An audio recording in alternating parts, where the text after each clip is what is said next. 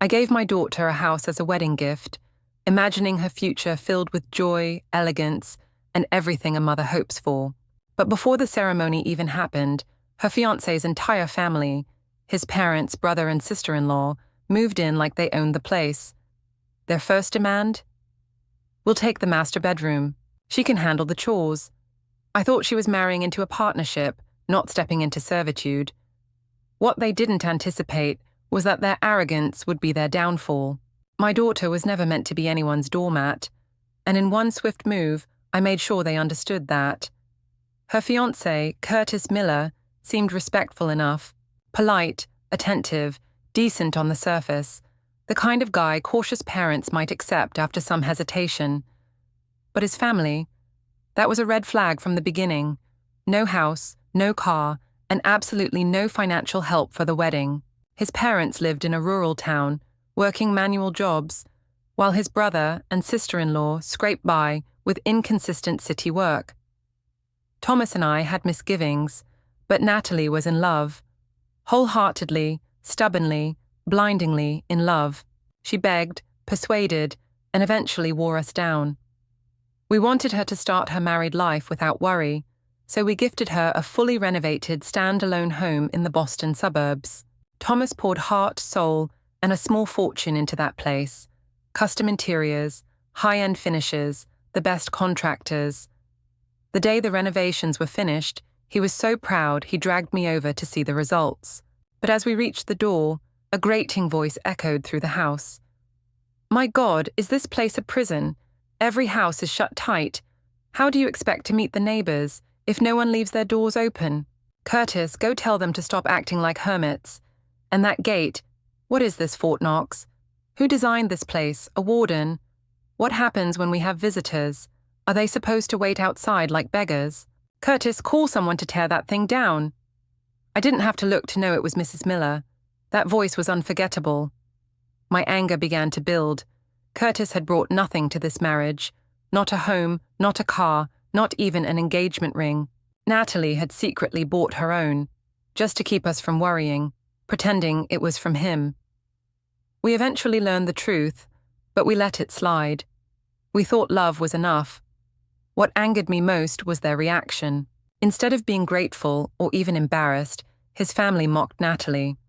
They called the ring a waste of money, saying it was just a silly tradition. Why spend on something so pointless? And now here they were, standing in the home we had given our daughter, acting like entitled critics instead of grateful guests. Natalie tried to keep things polite, ever the peacekeeper. "Mr. and Mrs.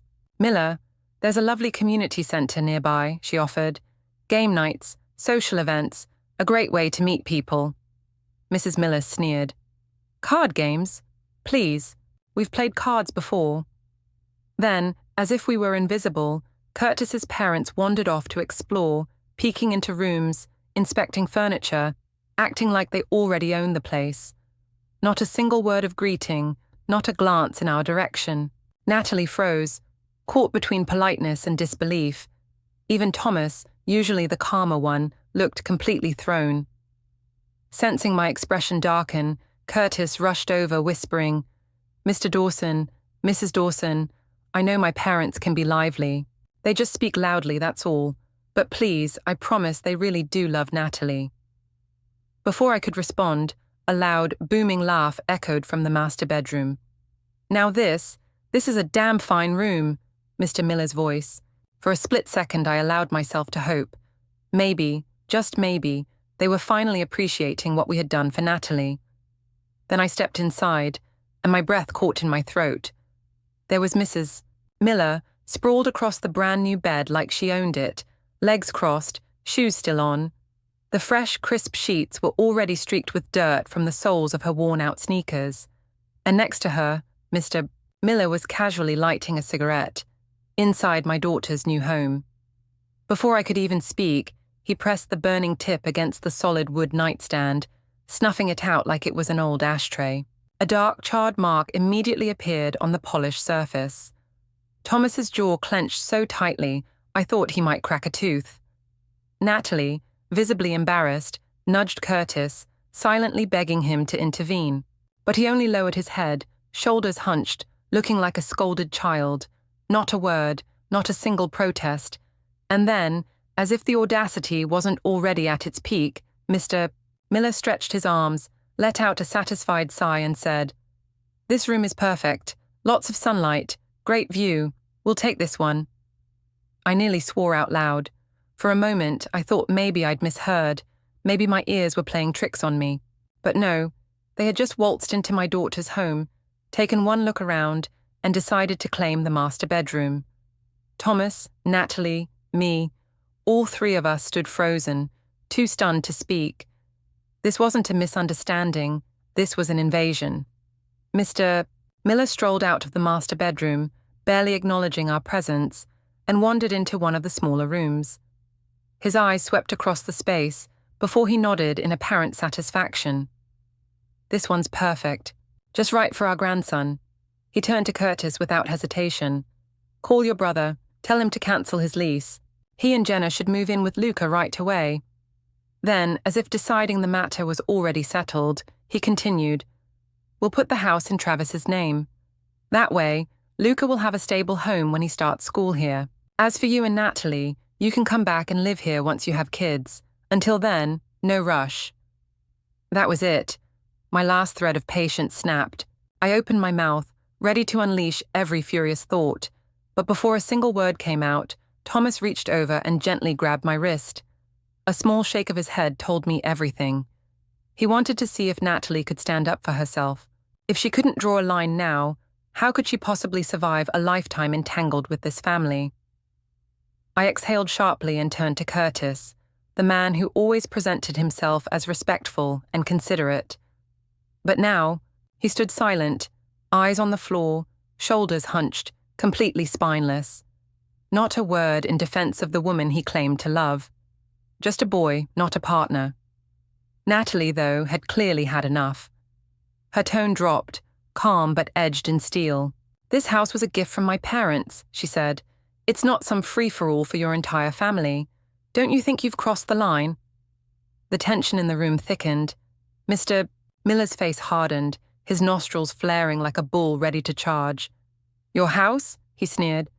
"You really think this belongs to you? This is my son's home now, which makes it our home. And you've got the nerve to talk to your future father-in-law like that, before the wedding's even happened." He cast a disdainful look around the house, then scoffed. "Travis is still wasting money on rent every month. This place is enormous. Why shouldn't he move in? What, you want all this space to yourselves?" Mrs. Miller jumped in without missing a beat, her voice rising in a condescending pitch. "Look, I understand, sweetie. It's your little wedding house. But be serious. Isn't it just a bit much? 2 people living in a whole mansion." She jabbed her finger toward one of the bedrooms. "What's the harm in letting Luca take that room? It's not like you have kids yet. Why let it sit empty?" Then, with the smugness of someone convinced they're being generous, she added, "We're not taking advantage. We're just here to support you two. You should be thanking us." Sensing the shift in energy, how icy the room had become, she turned her eyes on Natalie and smirked. "You're going to be my daughter-in-law, which means it's your job to take care of us. Cooking, cleaning, making sure we're comfortable. Don't think you're off the hook just because you're the bride." My hands curled into fists. I could see Natalie shaking, her breath short and sharp. And still, Mrs. Miller kept going. "Honestly, just by looking at you, I can tell you're not exactly the domestic type. Why not save us all the trouble and have your daddy hire a maid to look after us instead?" That did it. Natalie froze, her whole body tense. Tears welled in her eyes, but not from pain, from fury. And then finally, she exploded. "If you want a house in the city, if you want to be pampered, pay for it yourselves. Stop expecting my parents to bankroll your lives." The room fell into stunned silence. Mrs. Miller's expression twisted into rage. "Curtis, are you hearing this? This is who you're marrying. She's talking like we're charity cases. Since when did her family's money start mattering more than ours? Doesn't she realize that married couples are supposed to share everything?" Curtis looked stricken, his face drained of color. "Natalie, you can't say that. Apologize to my parents, right now." Natalie's sharp gaze turned on him, her voice as cold as steel. Curtis, if you actually believe that, then take your parents and get out of my house. My parents bought this for me. Not you, not them. Curtis's hand shot out, grabbing her wrist. Natalie, come on. You always throw these little tantrums and I always let it go. But can't you show my parents just a little respect? Natalie yanked her arm away, turning her back on him completely. Mrs. Miller let out a bitter laugh. You should be grateful to be marrying a man like Curtis. You think you're too good for us? Look at yourself. You're selfish, spoiled, and completely lacking in respect. Frankly, I don't think you're even good enough for my son. She spun toward Curtis, eyes blazing. Do you see now? She looks down on us, just like all these city folks do. Natalie met her glare head-on, voice steady. We're not even married yet, and you're already trying to claim what isn't yours. That's not family, that's greed. Curtis wiped his forehead, his face tense. Natalie, that was way out of line. You need to apologize. Mr. Miller took a slow step forward, exhaling smoke in our direction. His gaze settled on Thomas and me, his voice curling with mockery. Thomas, I have to ask, how exactly did you raise your daughter? Because I'm seeing a serious lack of discipline here. She's got no respect, no humility, always throwing around my house, my house. It's exhausting to hear. He took another drag from his cigarette, exhaling slowly. You wouldn't be looking down on us country folk now, would you? His eyes narrowed as he added, almost lazily, You know, Curtis didn't turn out like this on his own. He had to be disciplined as a boy. Tough love, real parenting. That's why he's polite, hard-working, humble. That's why he has a future in the city. He smiled, but it was sharp, humorless. Once your daughter marries into our family, she'll learn her place too. Curtis will teach her how to behave. He'll make sure of it. Curtis stood frozen beside him, silent. And then he nodded.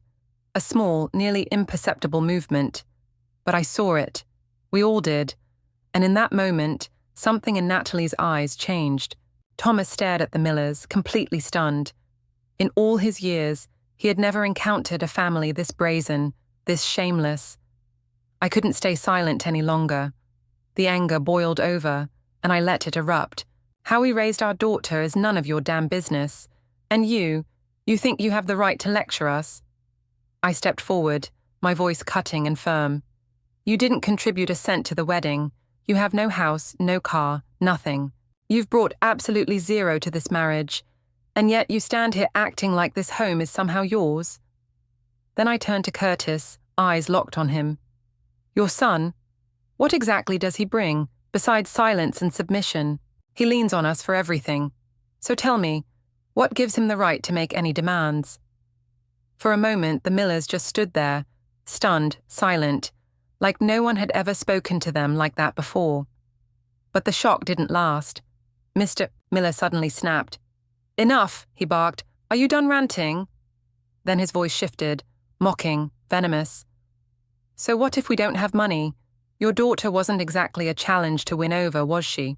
She practically threw herself at Curtis. He smirked, sharp and cruel. And we all know why. She's past her prime. If she were truly valuable, you wouldn't have had to buy her a husband with a house and fancy gifts. Let's not pretend. You knew she didn't have any better prospects. Natalie froze, her whole body tense, her hands clenched into fists, her breath short and rapid.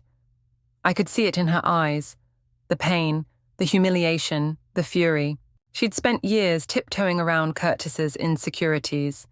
She never flaunted her background, never wore anything flashy around him. She paid for dinners, covered dates, always pretending it didn't matter. She thought she was being kind, but now, here they were, twisting that kindness into desperation, like her love was just another transaction. Natalie took a deep, shaking breath. Then her voice cut through the room, calm and steady. Mom, Dad, I'm not marrying him. Thomas and I turned to her. Her eyes were clear, her voice unwavering. I mean it. She glanced at Curtis, then back at us. You were right. We come from completely different worlds, and this was never going to work. I knew this wasn't a heat-of-the-moment decision. She had seen the truth, the real truth, not the illusion of love she had been clinging to. We had sensed it too, how things between them had been unraveling for months. But today, this moment had been the final straw. Mrs. Miller wasn't ready to give up. She let out a cold laugh. "Oh, please, don't act like you're the victim here. Even if you call off the wedding, my son would never take you back." Natalie didn't even spare her a glance. She turned to Curtis, her voice as sharp as ice. "Take your parents and leave. We're done." Curtis panicked, reaching for her wrist.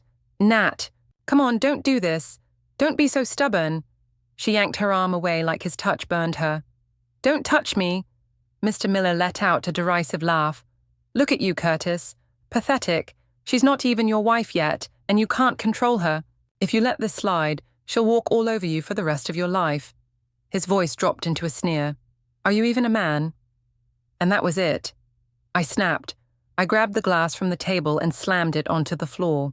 The crash echoed through the house, leaving an eerie, ringing silence in its wake. Then Thomas moved. With a roar of pure fury, he lunged forward and threw a solid punch at Mr. Miller's face. The impact sent Mr. Miller staggering backward, slamming into the wall before he collapsed onto the floor, choking on his own breath. A dark red bruise was already blooming across his cheek. Mrs. Miller shrieked, "You're crazy! That was assault!" Thomas stood over him, his voice low and menacing. "Say another word, and you won't make it out of this house." Curtis stood frozen, his face ghostly pale. He didn't dare move. I stepped forward, and for the first time Curtis looked afraid. His voice wavered. I only said that because she was disrespecting my parents. If she apologizes, maybe we can just forget about all this." Before he could finish, Thomas's palm cracked across Curtis's face. The force sent him stumbling backward onto the floor. A bright red handprint bloomed across his cheek. He clutched it, stunned, eyes wide in disbelief. "You bastard," Thomas snarled. "That was for Natalie. That was for every word you let them say about her." Curtis scrambled backward, his breath coming in panicked gasps, looking like a trapped rat. Mr. Miller, still dazed, started pushing himself up. When Thomas turned back to him, Mr. Miller paled. You lay another hand on me, I'll call the cops. You'll go to jail for this." Thomas grabbed him by the collar and yanked him up, lifting him clean off the ground. "Shut up!" Mr. Miller struggled, his legs kicking helplessly, his shoes tumbling off. "Let me go, you psycho." Thomas stepped forward, his voice like a blade. "Now I see you for exactly what you are. And let me be clear, even if Natalie wanted to marry into your family, I would never allow it." Mr. Miller stood frozen, his bluster crumbling before our eyes. Thomas narrowed his eyes, voice colder with every word. "My daughter is intelligent, strong, and beautiful. She doesn't need your son. Truth is, she's far too good for him." Then he leaned in closer, his tone dropping to something far more threatening. "You didn't pay for the wedding. You didn't buy them a home. And the moment you stepped foot in this house, you disrespected everything we gave them. You tracked dirt on our floors, smoked inside, and acted like we owed you the world." He shoved Mr. Miller backward, letting him hit the ground like discarded trash. "We owe you nothing. Now get the hell out of my house." Mr. Miller, shaking, nodded in a panic. Thomas nudged his shoe toward him with a sneer. "Pick it up and go." The man scrambled to his feet, stumbling as he made a clumsy dash toward the door.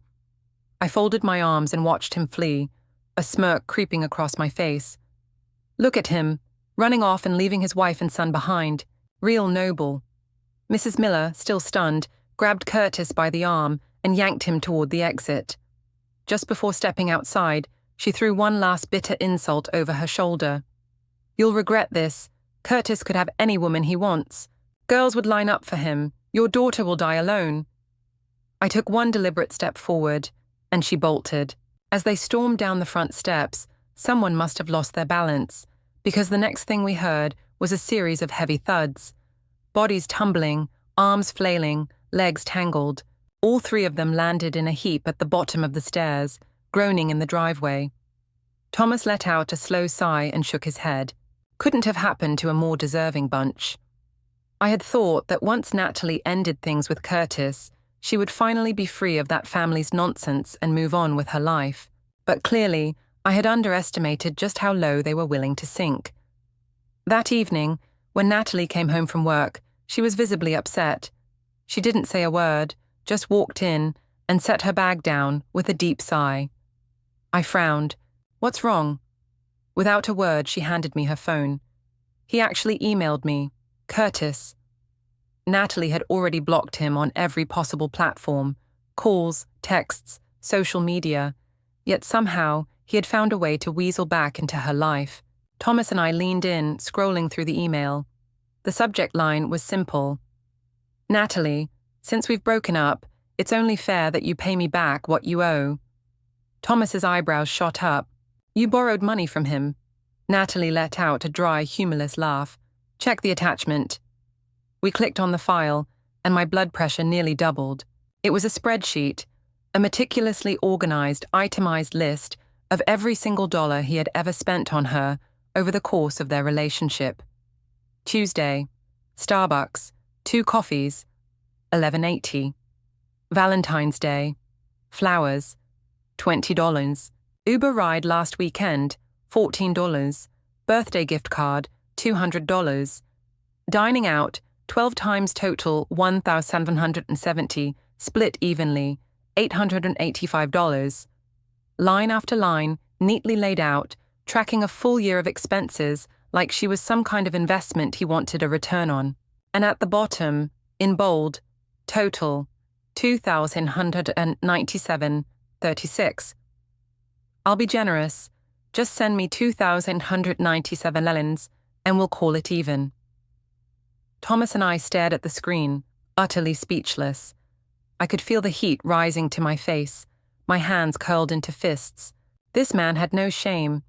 Did he really think we didn't know the truth? For nearly every dinner, movie, or trip they had taken, Natalie had been the one pulling out her credit card. Curtis had treated our family to dinner once, and it was at a damn fast food chain.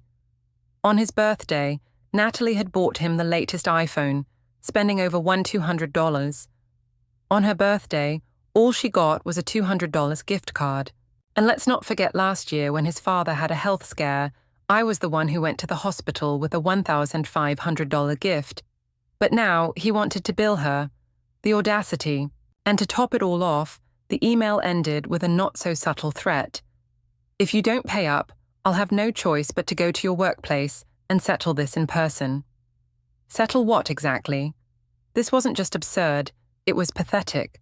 The second the elevator doors slid open, I knew something was off. A crowd had gathered in the lobby, voices buzzing, eyes fixed toward the front entrance like they were watching a live show. And right at the center of it all, Curtis and his parents. Curtis stood slumped in the corner, head bowed, trying to disappear. But his parents, they were causing a scene, shouting like they were leading some kind of protest rally. Mrs. Miller's voice cut through the air like a siren. "Where's the manager?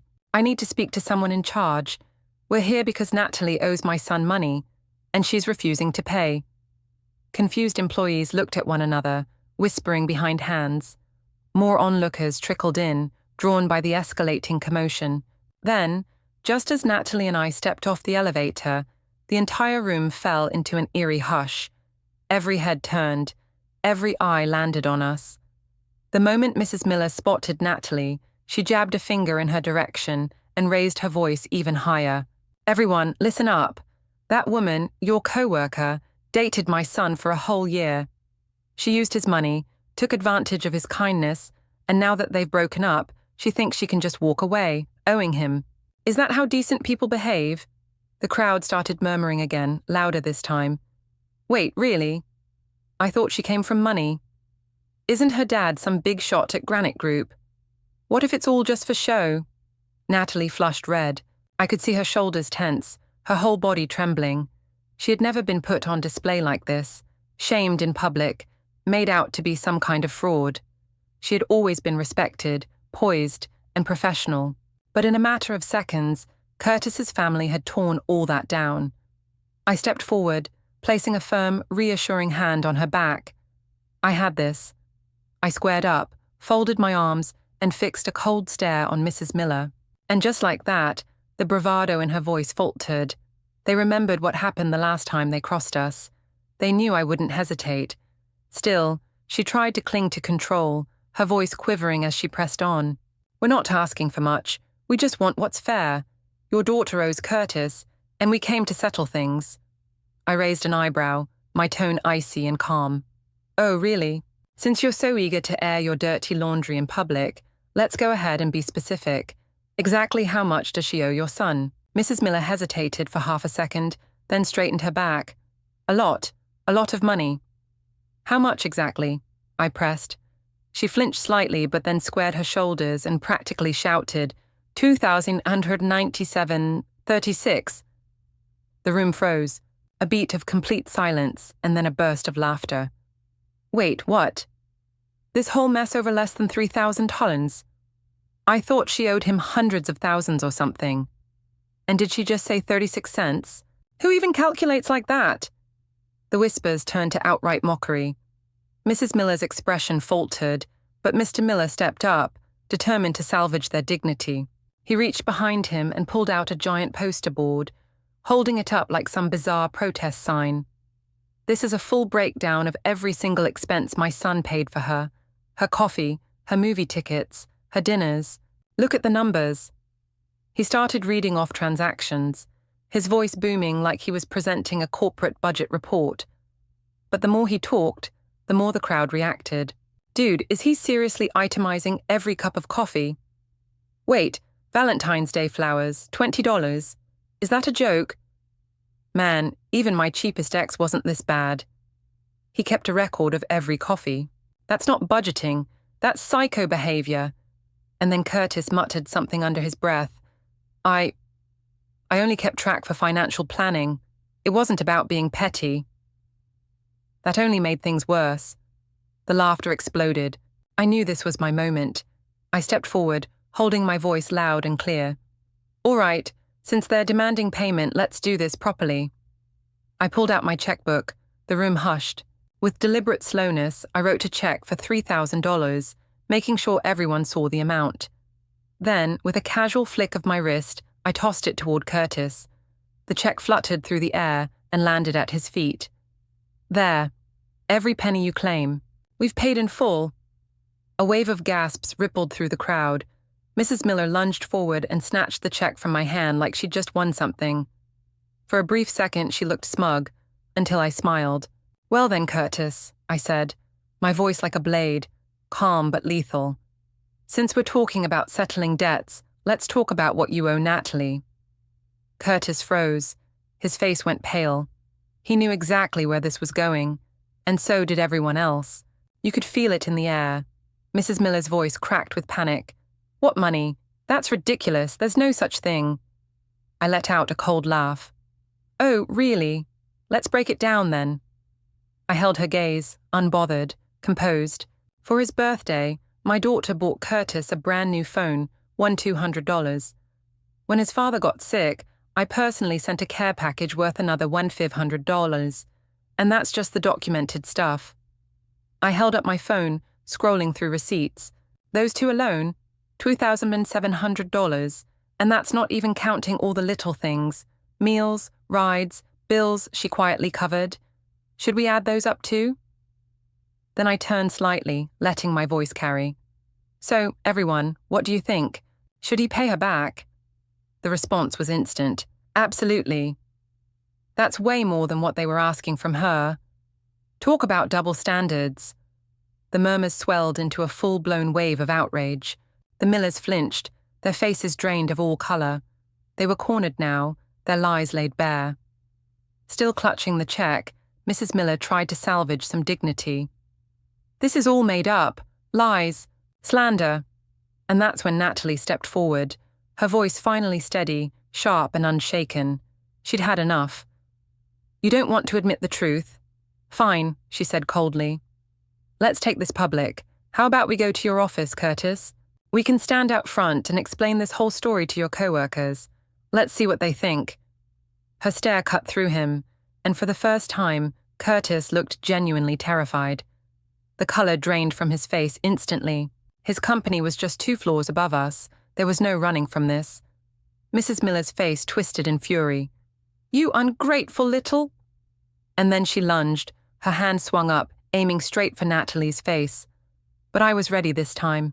The moment her arm moved, I stepped forward, placing myself between them. My voice was low, calm, and unwavering. "You better put that hand down." A chilling silence settled over the room. Mrs. Miller's arm froze midair, her face locked in a stiff, stunned expression. I didn't blink, I didn't waver, I simply stared her down. And then, slowly, deliberately, I shifted my gaze to Curtis. "You came here to cause a scene, but all you've done is tear apart whatever little dignity you had left." Curtis stared at the floor, silent, defeated. I took a deep breath and then turned to the gathered employees. But instead of addressing them, I spoke to Natalie. "Let's go. We're taking this to his company's management and handling it professionally. No yelling, no threats. Just calm, decisive action." Without another word, we turned and walked toward the elevator. We didn't look back. We didn't need to. The damage had already been done. The supervisor arrived quickly, his expression polite but puzzled. "Can you tell me what's going on?" he asked, glancing between us and the growing crowd. I pulled out Curtis's own email, the one he had so eagerly sent demanding money. Holding it out, I calmly summarized the situation. "We're not here to argue." My voice was steady, unwavering. "We simply want a fair resolution." The supervisor skimmed the email, his frown deepening as I continued explaining. Then, just as I finished, one of his assistants stepped up and whispered something in his ear. His eyes flickered toward me, a shift in his demeanor almost instantaneous. "Excuse me, are you Mrs. Dawson from Granite & Co.?" I nodded, offering a composed smile. "That's me." Immediately, his posture straightened, his tone became formally polite, even apologetic. "I sincerely regret that this situation has escalated to such a level.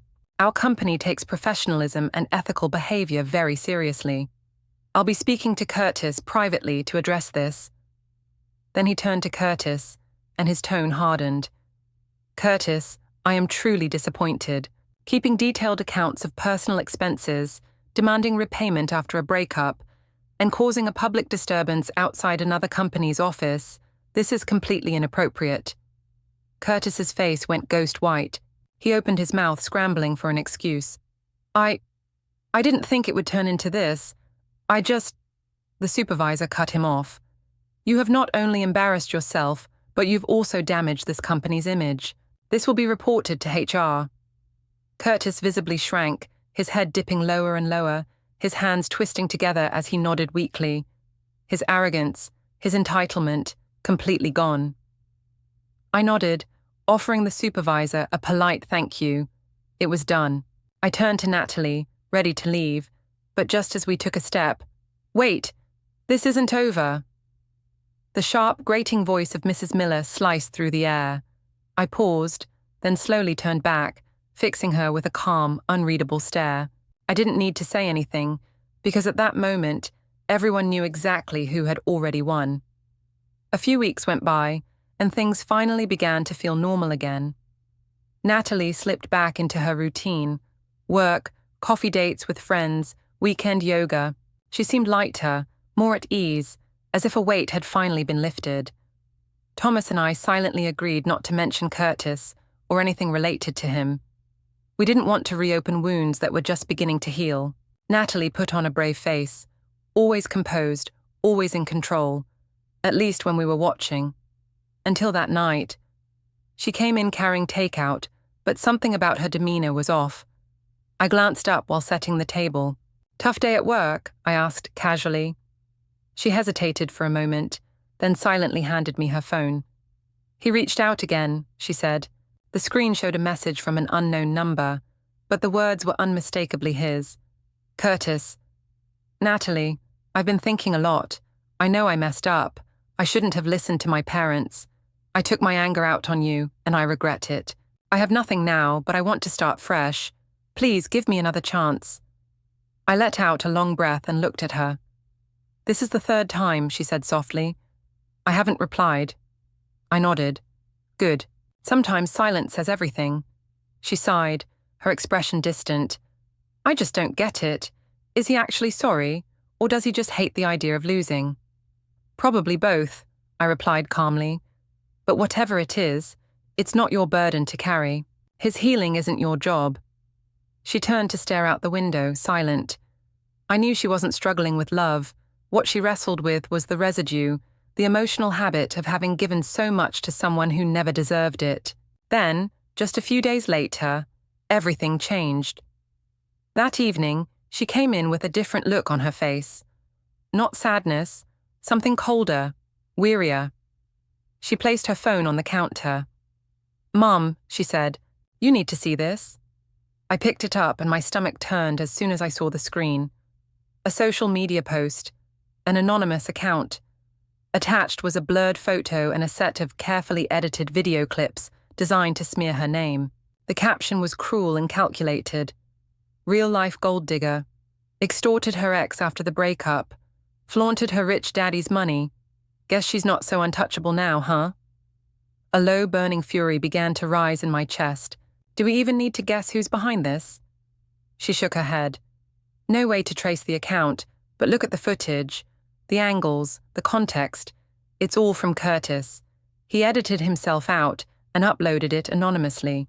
But we both know. I clenched my jaw. So this is what he's resorted to now?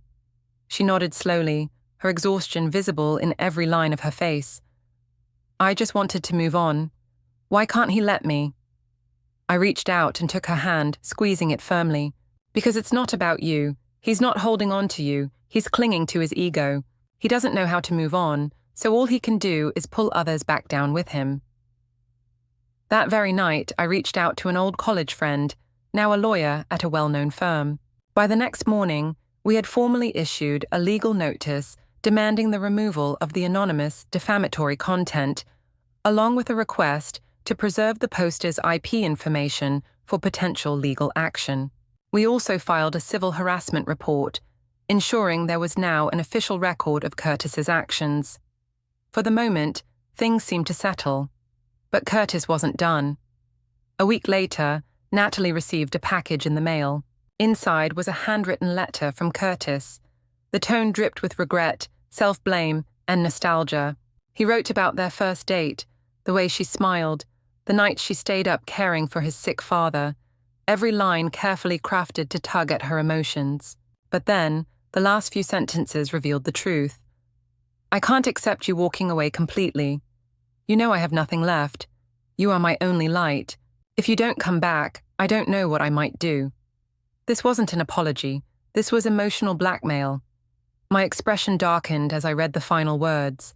Without hesitation, I called our lawyer and started the process to file for a restraining order. That afternoon, Natalie and I went to the courthouse together. She sat on a bench, gripping the letter so tightly her knuckles turned white. "Mom?" Her voice was quiet, strained. "I know I'm handling this the right way, but why does it still feel so exhausting?" I placed a hand on her shoulder. "You're not tired. You're healing. And that takes time. But you're already doing everything right." She exhaled slowly, then met my gaze. For the first time, there was no hesitation in her eyes. "I won't let him hurt me again." I smiled. "That's my daughter." A few weeks later, the court officially approved the temporary restraining order, legally barring Curtis from contacting or approaching Natalie in any way. We also provided all supporting evidence to Granite & Co.'s legal team, ensuring there was a record on file in case of any future issues. This time, we weren't waiting for him to apologize. We weren't giving him a single chance to reappear in our lives. Natalie had finally broken free.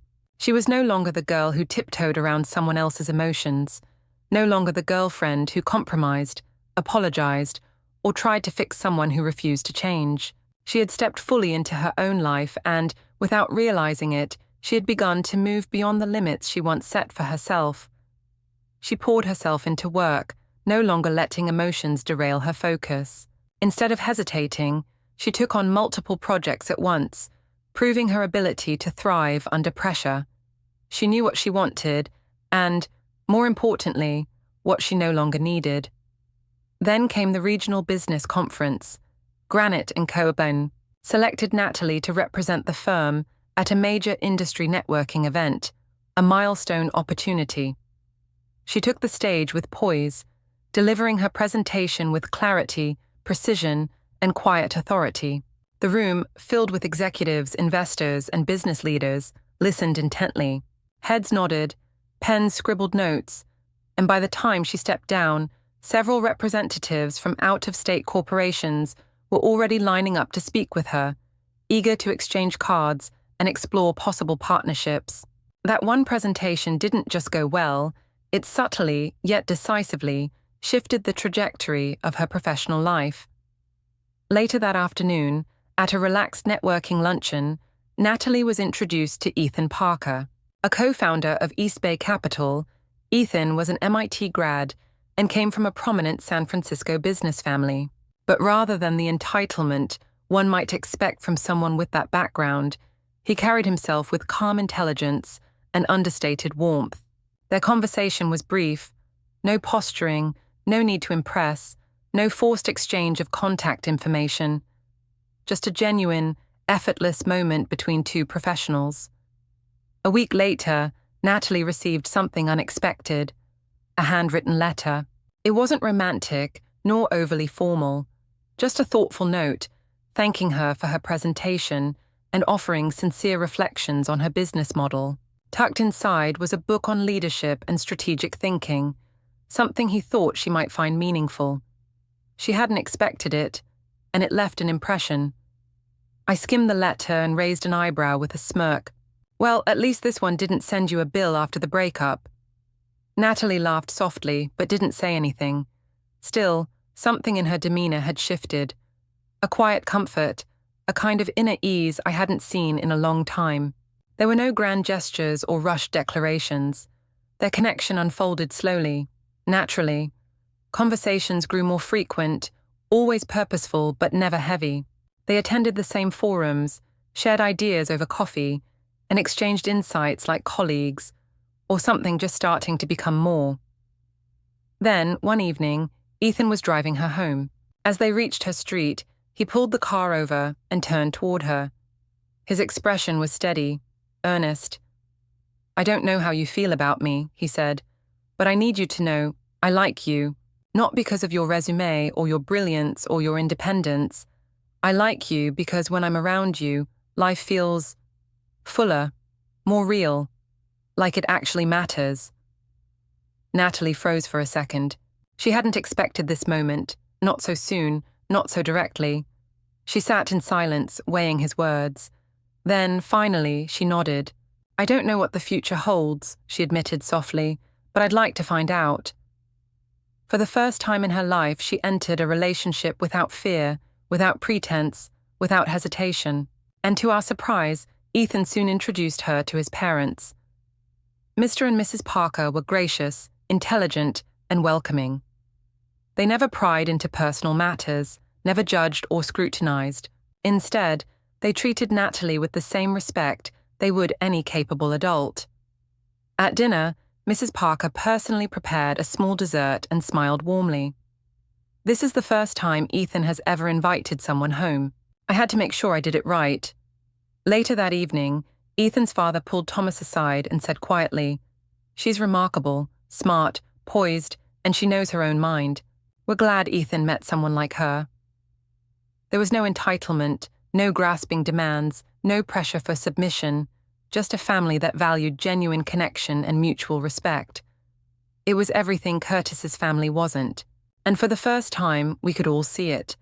Natalie was finally in a place where she was safe, where she was cherished. But good things rarely go unnoticed. One afternoon, a photo surfaced online, a candid shot of Natalie and Ethan at a business event. With Ethan's family name, it didn't take long for the image to circulate within industry circles, and soon enough, the news reached Curtis. That evening, Natalie stepped out of her office, only to find Curtis waiting near the entrance. His face was pale, his expression twisted. "So, this is it?" He took a step closer, voice low and burning with resentment. You dumped me and ran straight into another man's arms." Natalie didn't flinch. She met his gaze directly. "Curtis, walk away. You have no right to question me."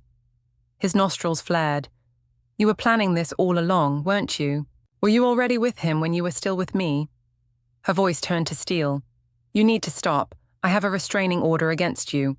If you're following me, I'll call the police right now." Curtis's face twitched, his hands clenched at his sides. He was about to lash out again when another presence stepped forward from the parking lot. Ethan approached, his posture calm, his expression unreadable, but his presence alone shifted the air. He moved beside Natalie, his voice even yet firm. "I don't know who you are," Ethan said, "but if you take one more step toward her, I'll call the police myself." Curtis blinked, startled. He hadn't noticed Ethan arriving, and he certainly hadn't expected this confrontation. "You're the new boyfriend, huh?" His voice turned mocking, but there was a crack in his bravado. "You think you're better than me?" Ethan didn't rise to the bait. "It doesn't matter who I am," he said calmly. "What matters is that you understand. She is no longer someone you can hurt." There was no yelling, no dramatic standoff, yet the weight of his words suffocated Curtis more than any fight ever could. For a moment, Curtis just stood there, staring at them. Natalie, standing tall, untouched by his anger. Ethan, beside her, unshaken, immovable. And something broke inside him. He finally understood. The woman he had once criticized, belittled, controlled, was now standing in a different world, bathed in light he could never reach. And he didn't even have the right to stand beside her anymore. As they walked away, Curtis stood frozen, his face unreadable, a storm of rage, regret, and finality. But the world had moved on without him, and Natalie never looked back. After dinner, Natalie and I took a slow walk down the familiar path. Our steps were unhurried, the soft crunch of gravel beneath our feet, the only sound for a while. Behind us, the trees swayed gently in the evening breeze, their shadows dancing across the ground. This trail held years of memories. When she was little, she loved hopping across the smooth stones by the lake, always teetering at the edge, making my heart race. I'd reach out, gripping her sleeve just in time to steady her. Now her stride was sure. Her eyes, clear and calm. "Do you remember how I used to run into the water to collect stones?" she asked suddenly. I smiled. "Of course. You used to say every single one was special, that you had to take them all home and clean them like treasure." She laughed softly. "Back then, I believed every little thing in the world was worth keeping." "And now?" I asked. She paused for a moment, thoughtful. "Now, I think some things are meant to stay in your heart, not in your life." I looked at her, really looked. She wasn't the little girl who once panicked when things fell apart. She'd grown into someone who met the world on her own terms. "Mum," she said again, her voice quieter this time, "what do you think people spend their whole lives chasing?" I didn't answer right away. Instead, I let my gaze drift to the lake, where the fading light shimmered across the ripples. "I think it's different for everyone," I said eventually. "But for me, it's peace." She raised a brow. "Not happiness." I shook my head. "Happiness can be tricky. Sometimes it's just what other people expect from you. Sometimes it's just a quick high. But peace is something you build, slowly, deliberately. It doesn't fall into your lap. You create it." She was quiet for a while, letting the words sink in. Then, almost to herself, she said, "I used to think I needed someone to love me to feel like my life mattered. But now, I think learning to love myself, that's the most important thing. And it's enough." I nodded. "It's more than enough." She turned to me with a smile. "You've always known that, haven't you?" I didn't answer. I just met her gaze. And in that moment, I knew she didn't need my protection anymore. She had learned how to stand firm in the wind, how to hear the noise of the world and choose which voices were worth listening to. We continued walking side by side along the lake. In the distance, ducks glided across the water, their gentle movements sending out soft ripples. And as I watched, it struck me. We had walked this path so many times before, but now the difference was clear. She no longer needed me to lead the way. She could walk it on her own. Still, every so often, she reached for my hand, and that to me was everything. Natalie. I'm Natalie, and once I truly believed that love could overcome everything. When I first met Curtis, he was quiet, reserved. He carried himself with a sense of seriousness that made him seem more mature than the guys around him. I mistook that restraint for depth. I mistook his frugality for a practical, grounded approach to life. Even when friends gently warned me that he was stingy, I dismissed it as harsh judgment. The first time he took me out to dinner, it was at a fast food chain. He ordered the cheapest meal on the menu and told me, "Don't order too much, it's wasteful." I smiled, said it was fine, and convinced myself that this was simply a man who valued practicality. He never gave gifts. On Valentine's Day, he Venmo'd me $5.20, joking that it's the thought that counts. And I was touched. I thought it was charming, minimalist, a mature kind of romance. It took me far too long to realize that his so-called practicality was just greed in disguise. I never once kept score when it came to gifts. For his birthday, I bought him a brand new iPhone. When mine came around, he handed me a $200 gift card, telling me to get myself something nice, and then, with a straight face, added, "Couples shouldn't measure love with money." And I, like a fool, nodded along. He didn't have a car, so I drove. He didn't have a place, so I said it didn't matter. He told me he couldn't afford a ring yet, so I secretly picked one out myself, had my best friend buy it so I could surprise him on our wedding day. Now, looking back, I can't believe how blind I was. And that was only the beginning. The first time I visited his home, his mother barely glanced at me before coldly asking, "Do you cook?" Before I could respond, she added, "City girls don't belong in kitchens, but let me make it clear, that won't work in our family." I laughed, thinking it was a joke, and said, "I can cook, and I'd love to learn more." She didn't smile. She simply huffed as if confirming something to herself. I thought if I was kind enough, sincere enough, she would eventually accept me. I didn't realize that was just the beginning of her endless tests and criticisms. She mocked my clothes, saying I dressed too flashy. She mocked my career, saying a woman who's too ambitious is hard to control. She mocked my personality, saying I wasn't soft enough to be a good wife. Curtis? He never defended me. All he ever said was, "That's just how she is. Don't take it personally." At the time, I thought he was keeping the peace. Now I realize he was just a coward. His father was even more blunt. "You won't have time for a job once you start having kids. No need to waste energy thinking about a career." They believed I shouldn't have personal ambitions, shouldn't have my own space, shouldn't even have my own opinions.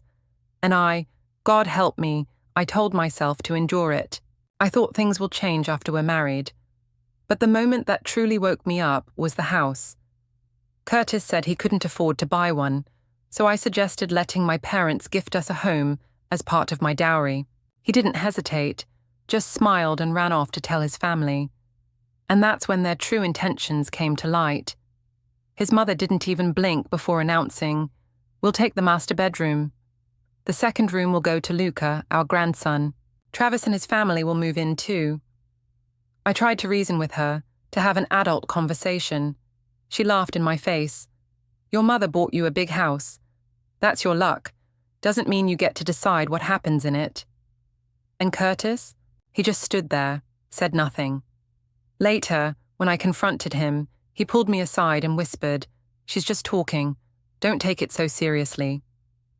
That was the moment I saw it clearly. I'd never be seen as a wife or daughter-in-law. To them, I was a resource, a house, a bank account, a convenient outsider who could provide but would never be respected. And the most ridiculous part, after I ended things, Curtis started spreading rumors at work, called me cold, entitled, materialistic. Then, to top it off, he actually sent me an invoice, itemized, listing every coffee, every lunch, every ride he ever paid for. He said I owed him $3,000. I laughed, truly laughed. This, from the man whose fiancée had to buy her own engagement ring. So I paid him, every cent. Not because I owed him, but because I wanted the door shut, bolted, and sealed behind me. And after that, his life started to unravel. He lost his job. His family's reputation took a nosedive. Every resume he sent out was ignored. People said he looked hollow, bitter, like someone circling a drain. I wouldn't know. I had already stopped caring. Sometimes I think about the girl I used to be, the one who stayed silent for the sake of love, who kept shrinking her boundaries, who told herself, just a little longer. Yes, it hurts to remember her. But mostly, I feel free.